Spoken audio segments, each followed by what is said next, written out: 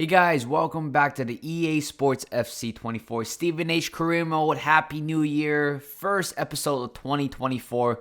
Hopefully there are many more of these, and of course certainly for you guys, I hope you guys had a nice New Year celebration with your family, with your loved ones, and I hope you have a great 2024. That's all I want to wish for. Peace and everything, and as long as everybody keeps healthy, that's all I want. So for me, it's a little bit conflicted feeling still heading to the new year because you guys know I'm the biggest Arsenal fan. We lost 2-1 to Fulham on New Year's Eve early in the morning, and certainly I just didn't. I just hated it. I just hated the fact that we have to lose right before the year end, and it sucks. It really sucks seeing Arsenal playing this way. I don't remember the last time where we've been this poor. And I should have, put it on my podcast, but I didn't really quite bother to do so. It was just a very disappointing performance.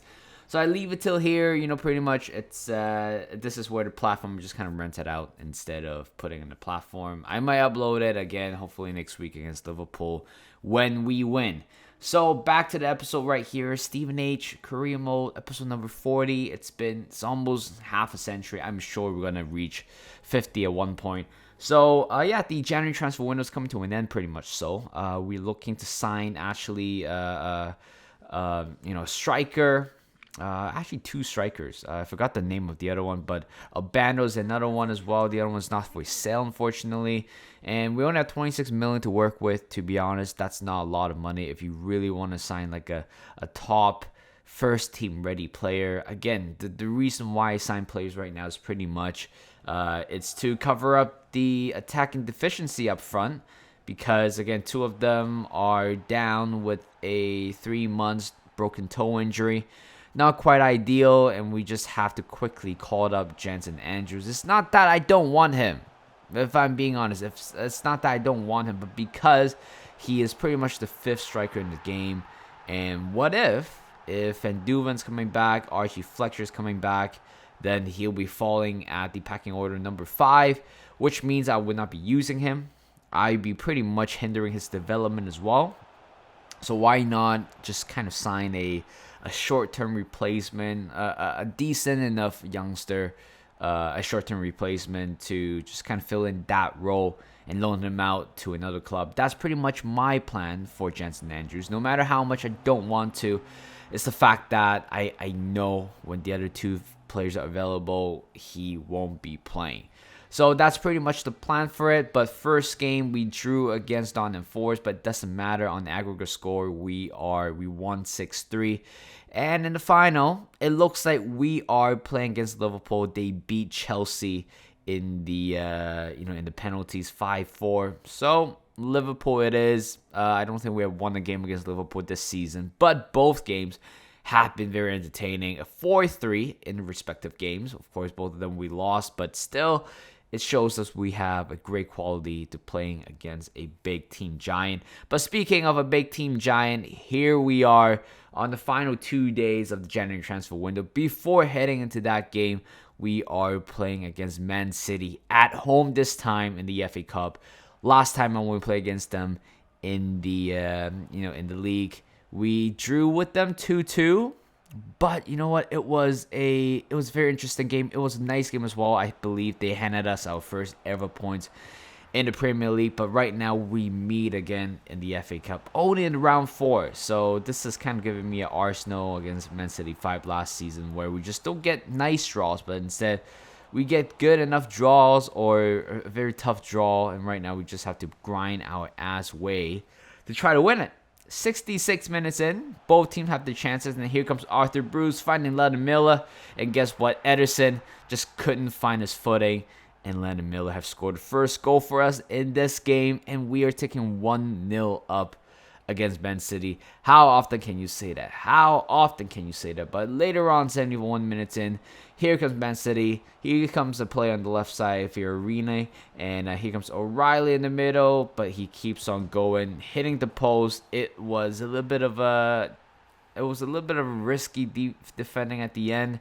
Erling Haaland was at the far post lurking around, and he converts that one into equalizer. But for us, we will never give up. Jack Hyde finding Arthur Bruce. What a great through ball. And of course, that finish right there is just sumptuous right there. Bottom left corner, not trying to drill it or anything, just kind of place that one to the bottom left corner, making sure that Ederson will never get near to the ball, and potentially we'll find our winner.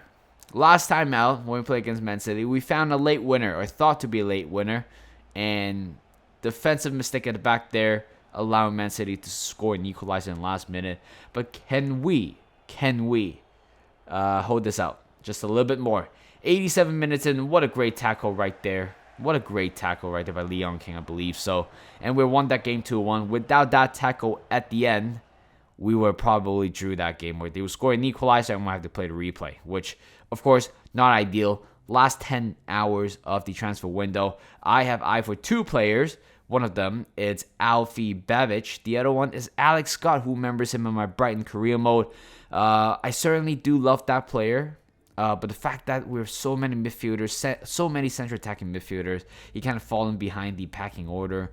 Trying to sign him, but Sheffield United just put a very hefty price tag on him. So you know what? If we cannot sign a midfielder, let's try to sign a proper striker this time. So we've turned into Alfie Babic, Liverpool, young Scottish striker. And guess what? I have no scouting report on him at all, so pretty much we have to sign this player on a blind site. I offer 6.5 million and offer him 25k a year or 25k per week. But guess what? He accepted the offer, and he turns out to be the only signing of this transfer window. Again, beautiful, just a beautiful moment, just finding, even though his name is not Fernandez, I think it was some sort of a glitch. Yes, I did sign the goalkeeper I think in the last episode, but didn't quite register it. It's just kind of weird. You guys probably know what I mean. So we signed Alfie Babic, showing great potential, and this is exactly what I want from a young player. And we received an offer for Lennon Miller for 16 million. I'm not ready to let him leave yet, or not soon actually. But we actually received an offer for Jensen Andrews for a short-term loan. I negotiated for a short-term loan only, which means I will not be losing him by the end of this season. Instead, he will come back and try to fight off his plays if he can. So he's been loaned out, and that's pretty much the end of the January transfer window. Not the most exciting transfer window. We got a few business done based on what we need, actually. It's kind of a last minute. It was kind of like a last minute kind of signing, if I'm being honest. 2 strikers are being out from an injury. We just have to sign and replace them. We just have to. And one of our goalkeeper, the backup goalkeeper, Simon, it's gone as well, which means it forces us to sign a goalkeeper. But unfortunately, that did not happen because it was a pre-agreement contract, which means the new goalkeeper Fernandez will not be arriving to the club until next season. And right now we have to use a youngster called Foster. Actually, he did feature in the last game, playing his first major competitive debut for the club. So right here, all the transfer business is done, and we're playing against Burnley at home. 35 minutes in, who else would have scored? Babic have scored his first ever goal for Stevenage, but it was a great goal as well. Just kind of looking around right outside the box right here. Good first touch. When he sees that little bit of a turn he can make, just turns it and shoot. And what a great finish as well. I don't think the goalkeeper was preparing for that, if I'm being honest. We are taking 1-0 up right here. But again, right before the halftime break here, Arthur Bruce adding another one right before the halftime. It was a great cross from Lewis Miley, but Arthur Bruce, despite the shortest player in the team, managed to find a header right there to make it 2-0. But in the 80th minute, here comes Burnley. They got one back right before 10 minutes before the end of the game as well. This is where everybody was shitting themselves. This is where things getting a little bit uneasy, nervous, but we leg it out in the end. 2-1 is the final score. And I forgot to show you guys the squad hub. Pretty much everybody's feeling happy because, again, we're performing way better than everybody thought would have been. But of course, the players' development certainly helped a lot. A lot of players went up by 2 actually. Chris Humphrey went up by 3. Reece Armstrong went up by 2. Lempikisa Same one as well. Schofield went up by 2 as well. So you guys can see, based on our form, based on what we have been playing, we actually produce a pretty nice team right now. Despite the midfield area, it's still a little bit, still a little bit of deficiency, if I'm being honest, because I just don't think we have a good depth. To be honest, we have two amazing central midfielder right now, but the latter three center midfielders are not quite there yet, if I'm being honest. But I'm sure that will be sorted out in the upcoming summer transfer window. But right now, we just have to work with the squad that we have and trying to win something right now. I mean, we are what, Carabao Cup finalists. We beat Man City in the FA Cup and through to round 5. And in the Premier League, I know we're not going to win anything, but if things allow, let's try to aim at the mid-table area, shall we? Instead of trying to avoid relegation. I feel like that standard's a little bit low. Let's try to up the standard a little bit, make sure the team is hungry for more. Playing against Manchester United away from home this time in the Old Trafford. Again, we conceded the first goal. Later on, Alfie Babbage, what a man, scoring another goal. Back-to-back games, he scored a beautiful goal as well. And unfortunately, in the second half, things start to turn things around right here. 66 minutes here, Rasmus Højlund scoring a go-ahead goal, leading at 2-1. But again, defensively, we just can't really cope with how great Manchester United is in this game. Here comes Marcus Rashford finding Goretzka in the middle. And they have scored 15 minutes right before the end of the game. Unfortunately, we have to take that L right there, 3-1. But it is okay. It's Manchester United, and right now we're playing against Liverpool away. And the funny thing is, we're playing Liverpool in the next episode in the final of the Carabao Cup. So I guess this is kind of a taste to it. This is kind of like a warm-up match, isn't it? So here comes Liverpool, just driving down the right-hand side. 10 minutes in, we're down by 1 goal.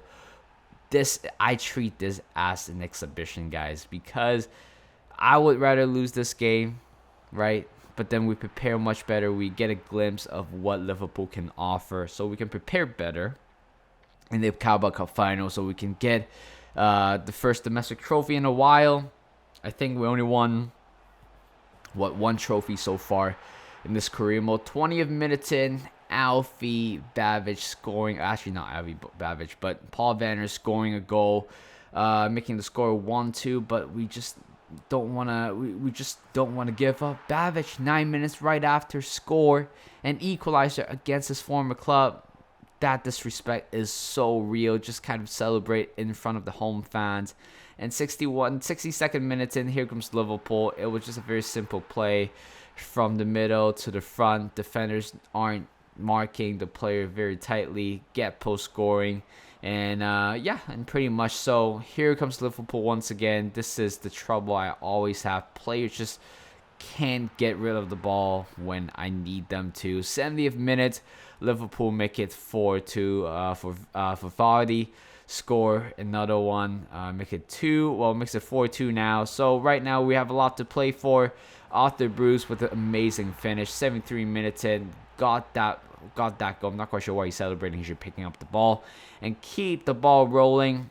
87 minutes in, here comes Liverpool on the left side. Gonçalves dribbling down on the left side of the box right there, teasing with our defender. And this is another play, another defending. What I don't understand is the fact that Leon King put out a very hard tackle to Szoboszlai, and he still somehow managed to find a great finish, allowing them to find a winner. We lost 5-3. It was tough. It was really tough to end this episode, or end this new episode 2024 with 2 double L's. But again, it's hardly to be blamed. We're sitting at 12. We should be grateful at where we are right now. So sitting at 12 with 9 wins, 4 draws and 11 losses, 31 points. You know what? We're only 3 points away from Arsenal and Manchester United. What have they become? I feel like both of them have been having a disastrous season for the club. So thank you guys for watching. Hope you guys enjoyed this video. Like this video, subscribe to my channel, and I'll see you guys in a bit.